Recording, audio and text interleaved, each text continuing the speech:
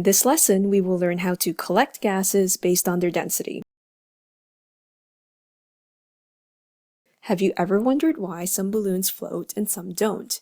This is due to the density of the gas inside the balloon. Balloons that float contain helium, which is less dense than air. Balloons that we blow up ourselves contain mostly carbon dioxide, which is more dense than air. Therefore, these balloons fall to the ground. From the introduction, we already know that a gas, less dense than air, rises. These gases are collected using a method called upward delivery. The collection vessel is inverted so that the gas is able to displace the air inside it as it rises upwards. Since air is pushed downwards, this method is also called downward displacement. Hydrogen gas and ammonia are collected using this method. Recall the example of the balloon falling to the ground in the introduction. For gases more dense than air, they are collected via downward delivery. The collection vessel is placed upright so that the denser gas collected is able to displace the air inside it as it sinks. Since air is pushed upwards, this method is also called upward displacement.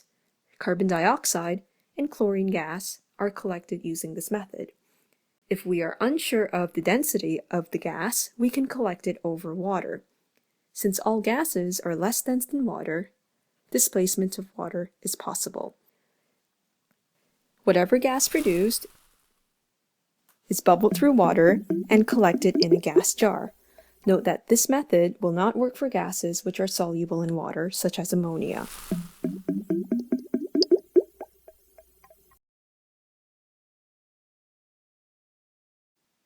What do you think is the best method to collect hydrogen chloride? Let's pause the lesson momentarily to think about this.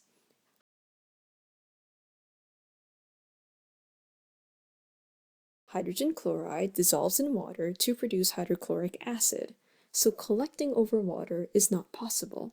Since it is more dense than air, it can be collected via downward delivery. This brings us to the next topic and addresses a very important question. What if you are unsure of the solubility and the density of the gas produced? A method to collect a gas, irrespective of these properties, is by using a gas syringe.